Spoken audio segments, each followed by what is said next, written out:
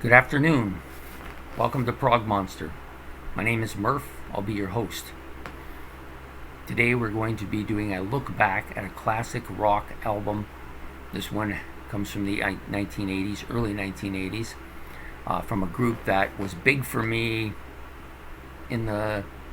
probably in the late 70s, early 80s, maybe from say 79 up to about 84, and then I kind of drifted from them a bit.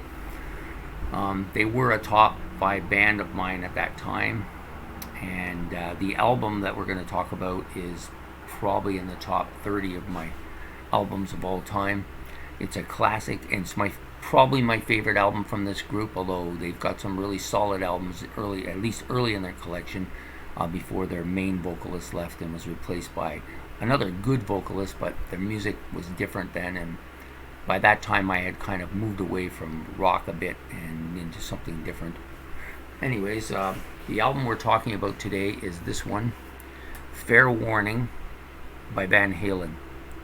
Fantastic album. For a band that people come to associate a lot with hard rock and heavy metal, there's a lot of really good bluesy and guitar stuff here. Obviously, Eddie Van Halen is one of the top rock guitarists of all time.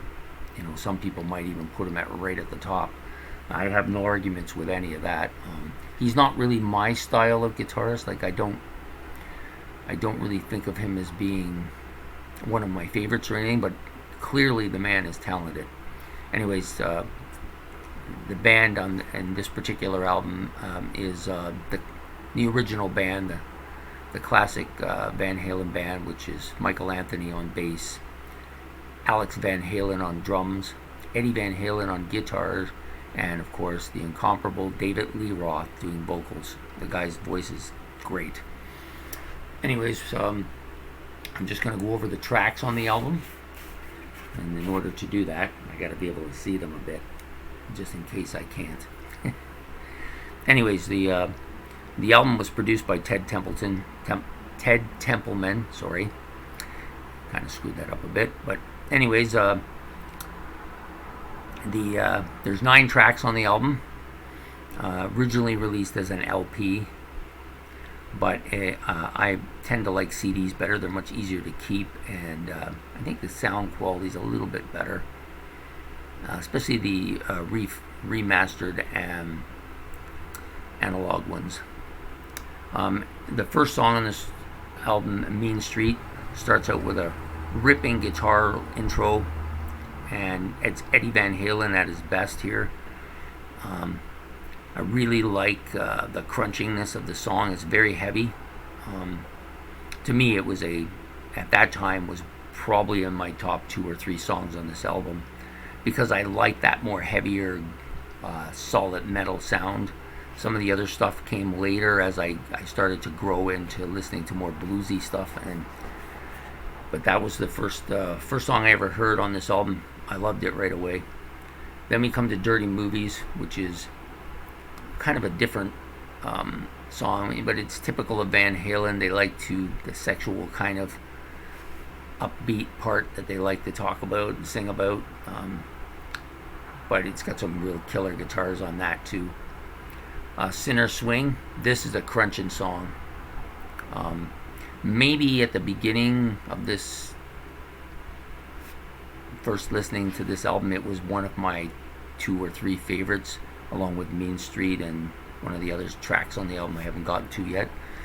And I still really like it. It's held up very well compared to, say, Mean Street and the other track have kind of been a little bit overplayed and worn out, and I don't suffer burnout from either of them, but I don't go crazy when I hear them either. Okay, so Hear About It Later, we're into the 4th track on this album, and nothing but A's so far. Like, all these songs are A's. Hear About It Later, great song. It came after a while to be more of my upper echelon on the album. It's between probably this and the number 6 track from my favorite on the album. just it's heavy enough, but it's a little bit less heavy than some of the other tracks, and I really liked the vocals here by David Lee Roth as well. The next track is a real grinding, heavy song, just like the first track. When the album first came out, it was probably my favorite song on the album. I played it a lot. Before I even got the album, my friend had the single. I think it was a single release. I believe it was, but I can't remember 100%. But I remember we played that particular song all the time, and that's Unchained. It's got the right numbers. 327 is the length. Right numbers for radio play. Gets a lot of play, and the guitar on here is ripping, as most of his stuff is. So at the beginning, it was one of my favorite tracks. It faded a bit, but still, we've gone 6 tracks now, and they're all A class. Like I don't give anything a B on this album so far. Then we get to probably, arguably, my favorite track from the album, Push Comes to Shove. Melodic, but a little bit more bluesy than some of the other tracks. Killer guitars again, as usual. The drums are good here. I really love David Lee Roth's voice on this song. It's probably one of my favorite songs by him singing. And another A. Like the album's just crunching along here. The last 3 tracks on the album are a little bit weaker than the rest.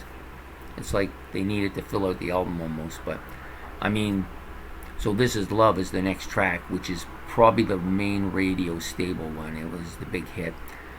Not a bad pop song, but less heavy than the other songs on the album. Is not one of my favorites, never has been. I don't dislike it.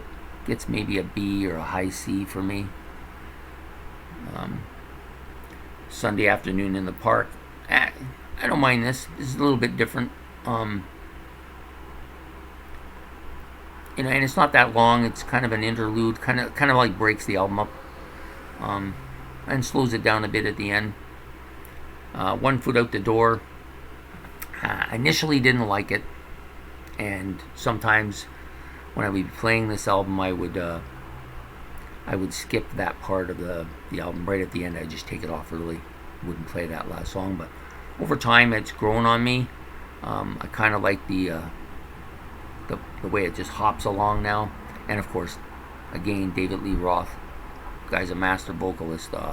Say what you want about him, prima donna, all those things, but the guy had a voice, man, and you hear this on other albums that they have too. He could do it all. He had that real kind of bluesy voice, just fantastic. Anyways, Fair Warning. This album came out in 1981. I think it was their 4th album. Yeah, I believe it was their 4th album of Van Halen 1, 2, and Women and Children First, and then this one. And to me, this is their best album. It's solid, good production, great songs, crunches along. It's heavy. It's got some of their better lyrics too. And to me, they weren't really known for their great lyrics, but it's great album. It's a good listen to by headphones as well. I highly recommend it. Again, Van Halen's Fair Warning. And I thank you for joining me here today on Prog Monster. If you like this video and want to see more, please like it. Subscribe to me if you want to see more stuff. Let me know what you'd like to see.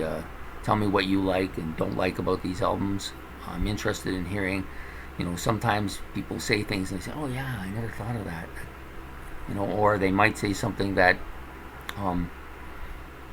that interests me into listening to something else. And that's what this is all about, getting to discuss music. I mean, is there anything better than that? I don't know of any. Anyways, have a good day.